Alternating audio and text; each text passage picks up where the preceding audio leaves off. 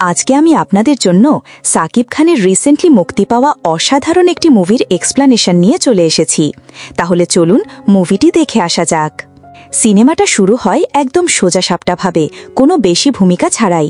ঘটনাটা ঘটছে বাংলাদেশের একটা স্কুলের একটা ক্লাসরুমে। সেখানে আমরা দেখতে পাই আরিয়ান নামের এক ছাত্রকে। একটু পরেই আমরা জানতে পারি আরিয়ান আসলে দেশের এক বড় ব্যবসায়ীর ছেলে। হঠাৎ করেই সে তার পছন্দের মেয়েটাকে চুমু খেতে শুরু করে। স্বাভাবিকভাবেই শিক্ষক যখন এই দৃশ্য দেখে ফেলেন, তখন তিনি রেগে গিয়ে আরিয়ানকে ধরে পেটাতে থাকেন। কিন্তু আরিয়ান স্পষ্ট বুঝিয়ে দেয় এই অপমান সে সহ্য করবে না। তখনই তার এক বন্ধু বিন্দুমাত্র দেরি না করে ওই শিক্ষককে মেরে ফেলে। এরপর গল্পটা আর এক অংশে চলে যায়। এইবার আমরা দেখি আরিয়ানের বাবা মির্জার নিহত শিক্ষকের স্ত্রীর সাথে দেখা করতে যান। তিনি তাকে বলেন, সব ঠিক হয়ে যাবে, তুমি চিন্তা করো না, তুমি যা চাও আমি সব করে দেব। কিন্তু তারপরও তিনি অনুরোধ করেন যেন তার ছেলের নামে করা মামলা তুলে নেওয়া হয়। এই কথা শুনে শিক্ষকের স্ত্রী হতবাক হয়ে যান। তিনি জবাব দেন, এটা কোনোভাবেই সম্ভব না, আমি আমার স্বামীর জন্য ন্যায় বিচার চাই। তখন মির্জা ঠান্ডা গলায় বলেন, তুমি ন্যায় বিচারের কথা বলছো? আমি তো জানি তোমার স্বামী তোমার সাথে ভালো ব্যবহার করত না, বরং আমি তোমার উপকার করছি, আমি তোমাকে আবার তোমার স্বামীর সাথে মিলিয়ে দেব। এ কথা বলেই কোনো ধরনের আগাম সতর্কতা ছাড়াই তিনি তার মৃত্যুর ব্যবস্থা করে ফেলেন। এরপর কেটে যায় কয়েক বছর। আমরা দেখি আরিয়ান এখন দেশের গণ্ডি ছাড়িয়ে সারা পৃথিবীতে এক ভয়ঙ্কর অপরাধী হিসেবে পরিচিত হয়ে গেছে। কেউ তার সামনে দাঁড়াতে সাহস পায় না। সে এখন বাংলাদেশের সবচেয়ে ভয়ানক অস্ত্র ব্যবসায়ী আর বিশ্ব সেরা কিছু অপরাধীর তালিকাতেও তার নাম উঠে গেছে। সে যা চায় জোর করে ছিনিয়ে নেয়। এমনকি যখন সে নিতু নামে একটা মেয়ের প্রেমে পড়ে আর মেয়েটা তার প্রেম গ্রহণ না করলে, তখন সে ঠিক করে যদি আমি তাকে না পেতে পারি তাহলে কেউই পাবে না, তাকে মরতেই হবে। এই ঘটনার পর সারা বাংলাদেশ জুড়ে প্রতিবাদ শুরু হয়। সাধারণ মানুষ আরিয়ানের সব অপরাধের বিচার দাবি করে এবং তার মৃত্যুদণ্ড চায়। গোটা দেশ যেন উল্টে যায়। আরিয়ান যখন আদালতে হাজির হয়, তখন তাকে কড়া নিরাপত্তার মধ্যে রাখা হয়। সবাই সজাগ থাকে, ভয়ে থাকে, না জানি কিছু ঘটে যায়। তারপর শুরু হয় বিচার। আরিয়ান আদালতের ঘরে ঢোকে আর সরকারি কৌশলী বিচারকের সামনে কথা বলা শুরু করেন। তিনি বলেন, আজকে যে অপরাধী আমাদের সামনে বসে আছে সে কারো অপরিচিত না। আপনি, আমি, সবাই, এমনকি গোটা বাংলাদেশ আর সম্ভবত সারা দুনিয়াও জানে ওর তৈরি করা তাণ্ডবের কথা। কিন্তু ব্যাপারটা আরও পরিষ্কারভাবে বোঝাতে চলুন আমরা একটু অতীতে ফিরে যাই। তারপর শুরু হয় একটা ফ্ল্যাশব্যাক। সেখানে দেখা যায় বাংলাদেশের পুলিশ বহুবার আরিয়ানের নামে অভিযোগ দায়ের করেছে, কিন্তু কেউ কখনো তাকে ধরতে পারেনি। কৌশলী তখন বলেন, আমার যদি কারুর উপর দোষ দিতে হয় তাহলে আমি বলবো যার হাতে সে মানুষ হয়েছে দোষটা তার। এইবার আমরা ফিরে যাই সেই মুহূর্তে যেদিন প্রথম আরিয়ান নিতুকে দেখেছিল। একদিন রাতে আরিয়ান তার লোকজনদের নিয়ে আড্ডা মারছিল। বেশিরভাগ লোক চলে যাওয়ার পর হঠাৎ করে নিতু এসে তার সাথে কথা বলা শুরু করে। সে বলে সে একটা দাতব্য সংস্থায় কাজ করে আর জানে যে আরিয়ান খুব ধনী। সে শুধু একটা ছোট অনুদান চেয়েছিল, যেটা দিলে হাজার হাজার গরিব শিশুর জীবন বদলে যেতে পারত। আরিয়ান তখনই নিতুর প্রতি গভীরভাবে টান অনুভব করে। ওখানেই সে সিদ্ধান্ত নেয় একটা বড় অঙ্কের টাকা দান করবে। এটা শুনে নিতু চমকে ওঠে, কিন্তু তবুও আরিয়ান তার আগের অপরাধী জীবন ছাড়ে না। সে নিতুর জন্য জুসের মধ্যে চুপি চুপি কিছু মিশিয়ে দেয়, আর যখন নিতু অজ্ঞান হয়ে পড়ে তখন তাকে নিজের বাড়িতে টেনে নিয়ে যায়। তার শুরুতে উদ্দেশ্য খারাপই ছিল, কিন্তু মনের ভেতর কোথাও সে বুঝতে পারে নিতুর মধ্যে এমন কিছু একটা আছে যেটা সে আগে কোনো মেয়ের মধ্যে কখনো দেখে নাই। যদিও সে নিজের মনে বারবার অস্বীকার করছিল, কিন্তু সত্যি কথা হইল আরিয়ান প্রথম দেখাতেই নিতুর প্রেমে পড়ে গিয়েছিল।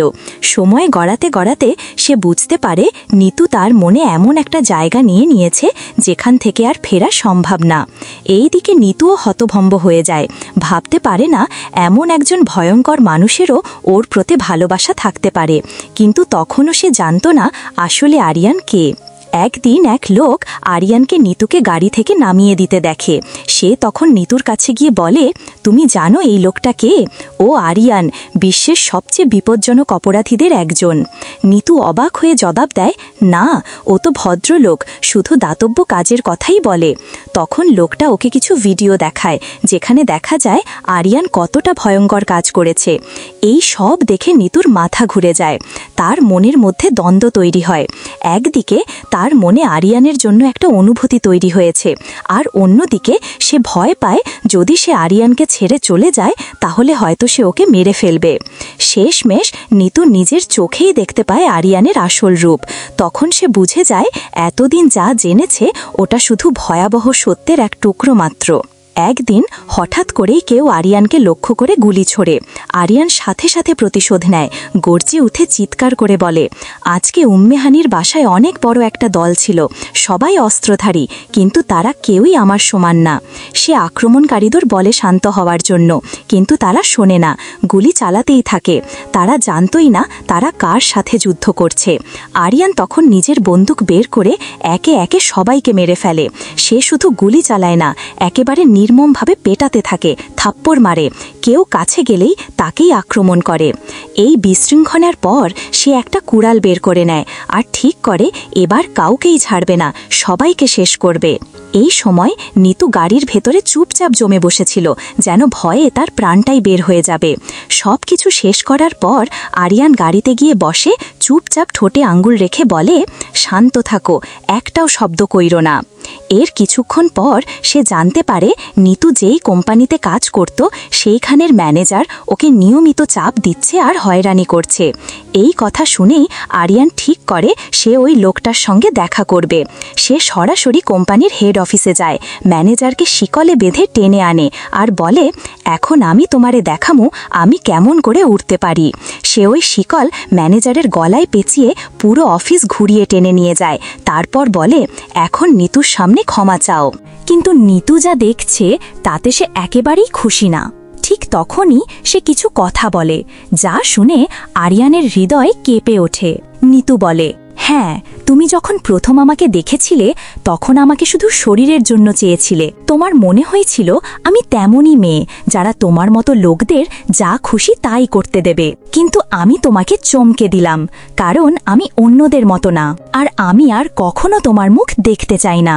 এই কথা শুনে জীবনে প্রথমবারের মতো আরিয়ান একেবারে ভেঙে পড়ে। সে হালকা গলায় বলে, আমি তোমাকে কোনোদিনও খারাপভাবে দেখিনি, আর যদি জোর করে তোমাকে কিছু করতে চাইতাম তাহলে অনেক আগেই করতাম। সত্যি কথা বলি, তোমাকে প্রথম দেখার দিন থেকেই আমি ভালোবেসে ফেলেছি। এটা এমন একটা অনুভূতি যেটা আমার মন থেকে পারাতে পারছি না। কিন্তু নিতু মুখ শক্ত করে জবাব দেয়, শোনো, তুমি আমাকে ভালোবাসলেও আমি তোমাকে ভালোবাসি না। আমি কোনো বোকা মেয়ে না, আর তোমার মতো একজন অপরাধীর সাথে থাকার কোনো ইচ্ছাও আমার নাই। এই কথাগুলো শুনে আরিয়ান নিজের উপর রাগ করতে চায়, নিজেকে ধিক্কার দিতে চায়, কিন্তু পারে না। যদিও তার জীবন কেটেছে অপরাধ আর হিংসার মধ্যে, এই প্রথম সে কাউকে পাওয়ার জন্য সত্যিকারের পরিবর্তন আনতে চেয়েছিল। এই জন্যই সে সিদ্ধান্ত নেয় সে নিজের আসক্তি, রাগ আর অন্ধ আবেগের জন্য একটা পুনর্বাসন কেন্দ্রে যাবে, সেই ভালোবাসার জন্য যে তাকে বদলে দিতে শুরু করেছিল। শেষমেশ আরিয়ান একটা পুনর্বাসন কেন্দ্রে ভর্তি হয়। ওখানে ওর মাদক ছাড়ার লক্ষণগুলা ছিল খুব কষ্টের। শুরুতে ওর খুব সমস্যা হচ্ছিল, শরীর কাঁপা, ঘাম, মাথা ঘোরা। কিন্তু ধীরে ধীরে সে বুঝতে পারে নিতুর প্রতি ওর ভালোবাসা অন্য সব কিছুর চেয়ে বড়। ওর মনে হয় নিতু এই কষ্ট সহ্য করার মতোই একজন। সে নিজের সহকারীকে কড়া নির্দেশ দিয়ে বলে, আমার আব্বা ফোন করলে এই জায়গার কথা বলবা না, শুধু বলবা আমি ভালো আছি, একটু দুর্বল লাগতেছে। এই জন্যই সে সিদ্ধান্ত নেয় 2 দিনের মতো কাউকে না জানিয়ে বিশ্রাম নিবে। অন্যদিকে নিতুর মনেও আরিয়ানের জন্য কিছু একটা গড়ে উঠেছিল। যখন সে খবর পায় আরিয়ান নিজের ইচ্ছায় সবকিছু ছেড়ে রিহাবে ভর্তি হয়েছে এবং সেটা শুধু নিতুর জন্য, তখন সে নিজেকে আর আটকাতে পারে না। সে গিয়ে আরিয়ানকে দেখে আসে, এমনকি ওর জন্য খাবার নিয়েও যায়। এই ছোট ছোট ঘটনা ঘটনার মধ্যে দিয়েই তাদের দুইজনের সম্পর্ক একেবারে পাল্টে যায়। সবাই বুঝে যায় এই দুইজন একে অপরকে সত্যি ভালোবাসে। তারা জানতো না এই ভালোবাসা কোথায় নিয়ে যাবে, কিন্তু তারা ঠিক করেছিল যা কিছু হোক এই মুহূর্তগুলা তারা একসাথে উপভোগ করবে। কিন্তু বন্ধু, আমি তোমারে একটা কথা বলতে চাই, আরিয়ান কিন্তু আর আগের মতো ছিল না। তার চোখে সেই আগের আগুন আর দেখা যেত না। সে সবসময় চুপচাপ থাকতো, চিন্তায় ডুবে থাকতো। তার ভিতরের বিবেক যেন জেগে উঠেছিল। সে বুঝে ফেলেছিল আর কোনো ভুল সে করতে চায় না, ইভেন যদি তার জীবন অপরাধের মধ্যেই গড়ে ওঠে। একদিন মাজরা তার বিশাল প্রাসাদে এক জমকালো পার্টি আয়োজন করে। সে শহরের বড় বড় গ্যাং লিডার আর আন্ডারওয়ার্ল্ড লোকদের দাওয়াত দেয়। সবার নজরে পড়ে আরিয়ান আগের মতো ঠান্ডা, নির্ভীক না। কিছু একটা পাল্টে গেছে ওর ভিতরে। ওই পার্টিতে ছিল প্রিন্স নামের এক লোক, বাংলাদেশের সবচেয়ে কুখ্যাত গ্যাং লিডারদের একজন। আরিয়ান যখন নিতুকে পরিচয় করায়, প্রিন্স বাজে ব্যবহার করে। সে হঠাৎ সামনে ঝুঁকে নিতুকে চুমু খাওয়ার চেষ্টা করে। আরিয়ান সাথে সাথে ওর সামনে গিয়ে দাঁড়ায় আর বলে, ফিরে দাঁড়াও, এই মেয়েটা আমার সাথে, ও তোমার চেনা আগের মেয়েদের মতো না। প্রিন্স এ কথায় ক্ষেপে যায়। সে রাগে কিছু রুক্ষ কথা বলে ফেলে, যেন আরিয়ানকে অপমান করল। ঠিক সেই মুহূর্তে আরিয়ান ওর কলার চেপে ধরে বলে, তুমি আমার বাসায় এসেছ, আমার উচিত তোমারে পেছনের বাগানে বেঁধে আগুনে ফেলে দেওয়া। প্রিন্স আর সহ্য করতে পারে না। ও রেগে উত্তরে বলে, তুই সীমা ছাড়িয়ে যাচ্ছিস। এই কথার পর আরিয়ান পুরো রাগে ফেটে পড়ে। সে ঠিক করে এবার পুরনো হিংস্র পদ্ধতিতে ফিরতে হবে, প্রতিশোধ নিতে হবে। সে নিজের লোকদের জড়ো করে সোজা প্রিন্সের বাসায় হামলা চালায়। ওখানে গিয়ে সে প্রিন্সকে জনসমক্ষে অপমান করে।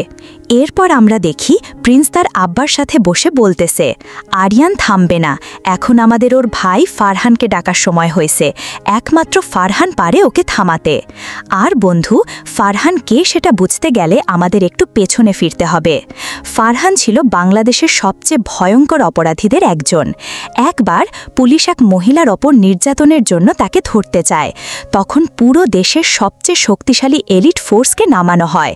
তারা সবাই লাইনে দাঁড়িয়ে গাড়ি আর অস্ত্রসহ প্রস্তুত। কিন্তু ফারহান একাই সামনে গিয়ে দাঁড়ায়। সে এমন এক অস্ত্র বের করে যেটা কেউ আগে কখনো দেখে নাই, আর সে ওদের সবাইকে একাই ধ্বংস করে দেয়।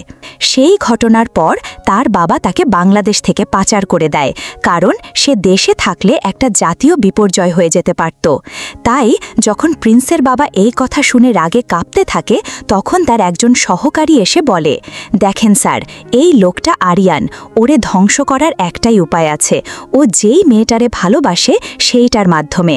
আমি নিশ্চিত এই ধরনের পুরুষ সহজে কারো প্রেমে পড়ে না, আর পড়লে নিজের আত্মাটাও দিয়ে দেয়। তাদের বিশ্বাস ছিল নিতুর প্রতি আরিয়ানের ভালোবাসাকে অস্ত্র হিসাবে ব্যবহার করা যাবে। তাই কয়েকদিন পর যখন নিতু রাস্তায় হেঁটে যাচ্ছিল, হঠাৎ করে তার ওপর গুলি চালানো হয়। খবরটা শোনার সাথে সাথেই আরিয়ান পাগলের মতো দৌড়ে গিয়ে নিতুর কাছে পৌঁছায়। সে দেখে মেয়েটা রাস্তায় পড়ে আছে, জীবন আর মৃত্যুর মাঝখানে। সেই মুহূর্তে ওর মনে হচ্ছিল যেন কেউ ওর বুকের ভেতর থেকে হৃদয়টা ছিঁড়ে বের করে নিচ্ছে। আরিয়ান এক মুহূর্ত দেরি না করে নিতুকে কোলে তুলে নিয়ে সোজা হাসপাতালে নিয়ে যায়। সেখানে ওর মাথায় শুধু একটাই কথা ঘুরছিল, নিতু বাঁচবে তো? সেটা নিশ্চিত না হওয়া পর্যন্ত আর কিছু ভাবতেই পারে নাই। আর যখন নিতু একটু স্থির হয়, তখনই ওর মাথায় ঘুরতে লাগলো, এই ঘটনার পেছনে যেই থাকুক, কাউকে না কাউকে শাস্তি পেতেই হবে। ডাক্তারেরা বলে নিতুর অবস্থা খুব খারাপ, একটা বড় অপারেশন লাগবে। অবশেষে সেই কঠিন অস্ত্রোপচারটা সফল হয়। আরিয়ানের মনে হয় যেন তার নিঃশ্বাস আবার ফিরে এসেছে। এই ঘটনার পর সে প্রতিজ্ঞা করে এই হামলার পেছনে যেই থাকুক তাকেও ছাড়বে না। সেদিনই জানা যায় সাবু, যে ওর ঘনিষ্ঠ সহকারী ছিল, এই হামলার পেছনে জড়িত। কিন্তু আরও বড় ধাক্কা আসে যখন জানা যায় শুধু সাবুই না, ওর নিজের কাকাও, চাচা এই ষড়যন্ত্রের সাথে জড়িত। সেই কাকা ওকে বিক্রি করে দিয়েছিল প্রিন্স আর তার পরিবারের কাছে। এই বিশ্বাসঘাতকতার পর আরিয়ান আর পুলিশ বা আইনের উপর ভরসা করে না। সে নিজেই নিয়ন্ত্রণ হাতে নেয়। আরিয়ান একটা ছুরি নিয়ে গিয়ে যেই লোকটা নিতুকে গুলি করেছিল তাকে খতম করে দেয়। তারপর সেই লোকটার মোবাইল দিয়ে ওর চাচাকে একটা ফাঁদে ফেলে। ফোনে বলে, চাচা আমি বড় বিপদে পড়ছি, দ্রুত চলে আসেন। কাকা যেই আসে আরিয়ান তার দিকে তাকিয়ে ঠান্ডা গলায় বলে, আমি যা ভাবছিলাম সত্য তার চাইতেও খারাপ, এখন তুমিও এর দাম দিবা। আর সেখানেই সে নিজের চাচার সাথেও নিষ্ঠুর ব্যবহার করে। এই ঘটনার পর আরিয়ান যেন একেবারে বদলে গেল। সে এখন ছিল একেবারে একটা খেপা বাঘের মতো। আর ওর বাবা বুঝতে পারছিল ওর ছেলে প্রেমে পড়ে পুরা সব উল্টে দিচ্ছে। তাই একদিন তার বাবা বলে, শোনো আমার ছেলে, যা হইছে সেটা ভুলে যাও, বাগদান করে ফেলো, সব পেছনে ফেলে সামনে এগিয়ে চলো। তুমি প্রতিদিন 2-3 জন মানুষ মেরে বাড়ি ফিরো, এইভাবে আর চলবে না। তিনি আরও যোগ করে বলেন, মন দিয়ে শোনো, যা হইছে সেটা এক জিনিস, কিন্তু সামনে যা আসতেছে সেটা আলাদা, সেটা সামলানো অনেক কঠিন হবে। তারপর আমরা এগিয়ে যাই বাগদানের দিনের দিকে, আশা নিয়ে সব ঠিকঠাক হবে। আরিয়ান নিতুকে ওর বাবার সাথে পরিচয় করায়। তখন হঠাৎ করেই নিতু এক ঝটকায় দাঁড়ায়, লোকটারে অভিশাপ দেয়, পেছনে হেলে একটা সিগারেট ধরায় আর বলে, এই মুহূর্তটার জন্য আমি অনেক বছর ধরে অপেক্ষা করছিলাম। তোমার সময় শেষ বন্ধু, তুমি হয়তো ভুলে গেছো, কিন্তু এখন তার মাসুল দিতে হবে। এই জায়গাটাতে পৌঁছাতে হলে আমাদের অনেক বছর আগের কাহিনী জানতেই হবে। সেই সময়ে পুরো শহরটাই ছিল অপরাধীদের দখলে। তারা এক রাজনৈতিক দলের নেতাকে হত্যা করার জন্য ষড়যন্ত্র করে। এই কাজের জন্য তারা এক ধরনের মারাত্মক বোমা বানায়, আর সেটা ওই নেতার যাওয়ার রাস্তায় পুঁতে রাখে। বোমাটা বিস্ফোরণ ঘটায় আর নেতা ঘটনাস্থলেই মারা যায়। কিন্তু এই কাজটার জন্য কাউকে না কাউকে দোষী বানাতে হতো, না হলে গোটা চক্রটাই ফাঁস হয়ে যেত। তারা খোঁজাখুঁজির পর একটা সহজ টার্গেট খুঁজে পায়, একজন গরিব মানুষ যার একমাত্র চিন্তা ছিল তার 2 মেয়েকে মানুষ করা মায়ের মৃত্যুর পর। আর হ্যাঁ বন্ধু, তুমি ঠিক ধরেছ, সেই মানুষটা ছিল নিতু আর মোমোর বাবা। পুলিশ ছদ্মবেশে এসে মুখে কাপড় জড়িয়ে ওই লোকটারে তুলে নিয়ে যায়। ওর মেয়েরা তখন চিৎকার করে, কাঁদতে কাঁদতে পাগল হয়ে যাচ্ছিল, কিন্তু কিছুই করতে পারে নাই। সেই দিন থেকে মোমো, বড় বোন আর নিতু চুপি চুপি খোঁজ করতে থাকে কে এই ঘটনার পেছনে ছিল। তারা একসময় জানতে পারে এই পুরো ঘটনাটা সাজিয়েছিল আরিয়ানের বাবা মাজরা। মোর তখন একদিন ওর কাছে গিয়ে কাঁদতে কাঁদতে বলে, এই দুনিয়ায় আমাদের আর কেউ নাই, আমাদের বাবা ছাড়া আমরা একেবারে একা। আমি তোমার পা ধরে বলছি, দয়া করে আমাদের বাবাকে ফিরিয়ে দাও। আমরা কথা দিচ্ছি দেশ ছেড়ে চলে যাব, আর কখনো তার নামও মুখে আনব না। কিন্তু মাজরা নিতুর এই কান্না অনুরোধ কিছুতেই নরম হয় না, সে কোনো দয়া করে না। পরের দিন সকালে নিতু ঘুম থেকে উঠে এমন এক দৃশ্য দেখে যা ওর মনে সারা জীবন গেঁথে থাকবে। ওর বড় বোন মোমো ওর পাশেই মৃত অবস্থায় পড়েছিল। সেই দৃশ্যটা একদম ওর বুকটা চিরে দিল। আমরা আবার বর্তমান সময়ে ফিরি। নিতু তখন মাজরার মুখোমুখি হয়ে দাঁড়িয়ে বলে, তুমি প্রতিদিন মানুষ খুন করো আর রাতে ঠিকঠাক ঘুমাও, কিন্তু এবার তুমি যেগুলা করছো তার জন্য তোমাকে জবাবদিহি করতেই হবে। তারপর সে আরিয়ানের দিকে তাকিয়ে বলে, আমি জানতাম তুমি তোমার বাবার সবচেয়ে বড় দুর্বলতা, তাই তোমাকেই টোপ বানাইছি, আর তুমি তাতেই ধরা পড়ছ। নিতু আরও বলে, এখন আমি আমার বাবার প্রতিশোধ নেব, আর যারা তোমার কারণে কষ্ট পাইছে তাদের সকলের বদলা আমি নেব। এই কথাগুলো শুনে আরিয়ান একদম হকচকিয়ে যায়, মাথা খারাপ হয়ে যায়। ও বুঝতে পারছিল না ও কি করবে। ঠিক তখনই নিতু ওকে বলে, শোনো, আমি তোমাকে ভালোবাসি না, কোনো দিনই বাসি নাই। আমি আর তোমার মুখ দেখতে চাই না। তুমি ভাবো টাকা দিলেই মানুষ কিনা যায়, কিন্তু ইজ্জতের মানুষ টাকা দিয়ে কেনা যায় না। এই কথা বলেই নিতু মুখ ঘুরিয়ে চলে যায়। আরিয়ান রেগে গিয়ে ভেতর ভেতর জ্বলে ওঠে। এরপর সে সিদ্ধান্ত নেয় এখন থেকে সে নিজের বাবার বিরুদ্ধেই যাবে। এই কথাগুলা নিতু বহুদিন ধরে বলার জন্য মনে মনে জমিয়ে রাখছিল।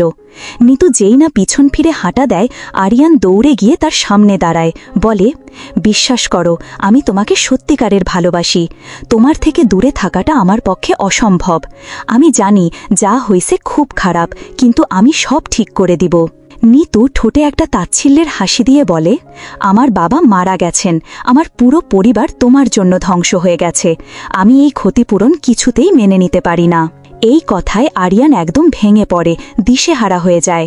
তবে কিছুক্ষণ পরে ওর মাথায় একটা পরিকল্পনা আসে। সে ওর বাবারে নিয়ে যায় নিতুর বাসায় আর বলে, তুমি নিতুর কাছে ক্ষমা চাও। তার বাবা বুঝে যায় আরিয়ান আর নিজেকে নিয়ন্ত্রণ করতে পারছে না। ভয়ে অনিচ্ছা সত্ত্বেও সে নিতুর কাছে ক্ষমা চায়। এই ঘটনার পর আরিয়ান বুঝতে পারে সময় বদলানোর। সে সিদ্ধান্ত নেয় শহরের সব দুর্নীতি একেবারে গুড়িয়ে দেবে। সে বাবাকে বলে, সবচেয়ে বড় সব অপরাধীকে ডেকে একটা গোপন মিটিং রাখো পুকুর পাড়ে। যেই না সবাই জড়ো হয় আর আশেপাশে সব শান্ত মনে হয়, আরিয়ান হঠাৎ করে একখান মেশিন গান বের করে সবাইকে গুলি করে মেরে ফেলে। এই কাজ সে করে শুধুই একমাত্র নিটুকে খুশি করার জন্য। এই হামলায় যারা মারা যায় তাদের মধ্যে আবু প্রিন্সও ছিল। খবরটা শুনে প্রিন্স একদম ভেঙে পড়ে। সঙ্গে সঙ্গে সে তার ভাই ফারহানকে ফোন করে বলে, ভাই তুমি এক্ষুনি ফিরে আসো, আমাদের বাবা মারা গেছেন। এখন এই ফারহান কে? তুমি বুঝতে পারার জন্য বলি, ফারহান যখন এই ফোনটা পায় তখন সে 3 জন লোককে ধরে নির্যাতন করছিল। তাদের মেরে ফেলার পর সব কিছু বুঝে সে প্রতিজ্ঞা করে এখন সে বাংলাদেশে ফিরে আসবে এবং বাবার প্রতিশোধ নেবে। আর আরিয়ানের কথা যদি বলো, তুমি হয়তো ভাবছ এত কিছুর পরেও সে স্বাভাবিক হয়ে উঠবে, কিন্তু তখন নিতু সোজা সাপটা বলল, তুমি কি সত্যি ভাবো এত সব রক্তপাতের পরেও আমি তোমাকে বিয়ে করব? একজন খুনি পুরুষ যার হাত রক্তে ভেজা? এই কথাটা শুনেই আরিয়ান ভিতর থেকে একদম ভেঙে পড়ে। সে চিৎকার করে বলে, তুমি কি চাও আমি তোমাকেও মেরে ফেলি? তা না হলে তুমি থামবা না, তাই না? এই কথা বলেই সে পাগলের মতো বেরিয়ে যায়। নিতু তখন তার পেছনে দৌড়ে এসে বলে, বিশ্বাস করো আমি তোমাকে ভালোবাসি। সে ফিরে তাকায়, চোখে জল নিয়ে বলে, আমিও তোমাকে ভালোবাসি। কিন্তু তখনই সে বুঝে যায় নিতু ওর আবেগ নিয়ে খেলেছে, শুধু ওর দুর্বলতা জানার জন্য। এই অনুভব, এই বিশ্বাসঘাতকতা আরিয়ানকে একদম ভিতর থেকে ভেঙে দেয়। সে সেই জায়গা ছেড়ে চলে যায়, আবার ড্র্যাগে ফিরে যায়, আর তার জীবন ডুবে যায় দুঃখ, অনুশোচনা আর একা একা পুড়ে মরার মাঝে। ও জানত না যে ফারহান ইতিমধ্যেই বাংলাদেশে ফিরে আইছে আর আসল লড়াই এখন শুরু হইতে চলেছে। ফারহান মজা করার জন্য আসে নাই, সে সাথে সাথেই তার লোকদের হুকুম দিল, আরিয়ানরে জীবিত অবস্থায় ধরো, মায়ের দিয়ে আনো। আরিয়ান তখন মাদকাসক্ত, আধা অজ্ঞান অবস্থায় ছিল, তাই ওরে ধরা একরকম সহজই ছিল। তারা ওর গাড়ি উল্টায় দিছে। আরিয়ান আবার জীবন মৃত্যুর মাঝামাঝি ঝুলে যায়। অনেকগুলা অপারেশন হয়, পরে সে এমন এক মানুষে পরিণত হয় যারে আয়নায় দেখলেও নিজের মনে হয় না। এদিকে ফারহানের কথা যদি বলো, শুরুতে সে ঠিক করছিল নিতুরে মাইরা ফেলবে, কিন্তু ওকে প্রথমবার দেখার পরেই ফারহানোর প্রেমে পড়ে যায়। প্রিন্স তখন বলে, তুই কি পাগল হইছিস? এই মাইয়া হইল আমাদের আব্বার মৃত্যুর কারণ, তোকে ওরে খতম করতেই হইব।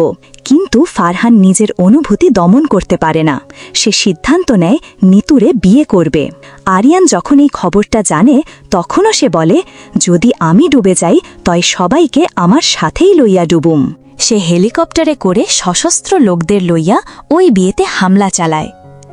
এখন আমরা ফিরে যাই সিনেমার একদম শুরুতে, যেখানে আরিয়ান অস্ত্র হাতে আকাশ থেকে নামে, চারিদিকে বিশৃঙ্খলা। সে নামে আর কেউই ওরে থামাইতে পারে না। শরীরে আঘাত নিয়েও সে একে একে রক্ষীদের মারতে থাকে। প্রথমে একজন, তারপর 2 জন, তারপর 3য় জনের মাথায় কুড়াল চালায়। ফারহানের অস্ত্রধারী লোকেরাও ওর সামনে কিছু করতে পারে না। নিতু দূর থাইকা সব কিছু দেখতেছিল। ভয়ের মাঝেও তার মুখে এক ধরনের আবেগ খেলে যাচ্ছিল, কারণ ও এখনও আরিয়ানরে ভালোবাসে। সে যেই সিদ্ধান্ত নিছে সেটা প্রেম থেকে না, রাগ থেকে নিছে। আরিয়ান এক একটা প্রতিশোধে জ্বলতে জ্বলতে আগায়, সামনে যে আসে তাকেই শেষ করে দিচ্ছে। সব শেষে শুধু ফারহান বাকি থাকে। এখন আসে সেই গ্র্যান্ড ফিনালে, আরিয়ান আর ফারহানের মুখামুখি লড়াই। দেখতে প্রথমে মনে হয়েছিল আরিয়ান আগের মতো শক্তিশালী নাই, কিন্তু ভেতরের জ্বালা, কষ্ট আর প্রতিশোধের আগুন ওর ভেতর একটা নতুন শক্তি আনছিল। সে ফারহানরে মাটিতে ফেলে তার উপর ওয়াইন ঢেলে আগুন লাগায়। তারপর সে নিতুর দিকে ফিরে বলে, এই রূপ আমি নিজে বানাই নাই, তুমি বানাইছো। আমি এখন আর জানি না আমি কে, কিন্তু আমার হৃদয়েরে মাফ করে দিও। আমি এখনও তোমারে মিস করি, তোমারে চাই, আর তোমায় ছাড়া বাঁচতে জানি না। এই কথা কইয়া আরিয়ান নিজেই নিতুকে গুলি করে। তারপর সেই ওরে আবার বাঁচাইতে চায়, বুকের মধ্যে তুলা নেয়, কান্না করে, কিন্তু অনেক দেরি হইয়া গেছে। নিতু মৃত্যুর আগে আরিয়ানের চোখের দিকে চেয়ে বলে, বিশ্বাস করো, তুমি ঠিক কাজটাই করছো, আমিও মনে মনে এটাই চাইছিলাম। এরপর আমরা আবার ফিরে যাই সিনেমার শুরুতে, আদালতের বিচারের দৃশ্য। আরিয়ানের উকিল তখন বিচার করে বোঝাইতে চাইতেছে, আমার মক্কেল মানসিকভাবে অস্থির ছিল, পুরোপুরি সচেতন অবস্থায় কাজ করেনি। কিন্তু আরিয়ান নিজের হাত তুলে বিচারকের দিকে তাকিয়ে বলে, আমি কঠিনতম শাস্তির যোগ্য, আমার উকিল যেটা কইতেছে আমি সেটার সাথে একমত না। আমি নিজের ইচ্ছাতেই পূর্ণ হুঁশে নিতুরে খুন করছি, এই হাত দিয়া করছি। এই কথা শোনার পর আদালত থেকে আরিয়ানরে ফাঁসির রায় দেওয়া হয়। পরে দেখা যায় সে জেলখানায় নিজের কক্ষের ভিতরে চুপচাপ বসে আছে, নিজের কৃতকর্মের কথা ভাবতেছে। তার মৃত্যুদণ্ডের দিন সে নিজেই হেঁটে ফাঁসির মঞ্চে যায়। আর ঠিক ওই সময় তার বাবা একটা চিঠি পড়তেছিল, যেটা আরিয়ান ওরে আগেই দিয়া গেছিল। চিঠিতে লেখা ছিল, আমি জানতাম না এই বোঝাটা এত ভারী হইবে, কিন্তু এখন আমি শান্তিতে আছি, কারণ আমি যা করছি তার মূল্য আমাকে দিতেই হতো। আর এখানেই সিনেমাটি শেষ হয়ে যায়। ভিডিওটি ভালো লাগলে চ্যানেলটিকে লাইক আর সাবস্ক্রাইব করে দিও, আর কমেন্টে জানাতে ভুলো না তুমি কোন ধরনের মুভি রিভিউ চাও। ধন্যবাদ, আবার দেখা হবে, বাই।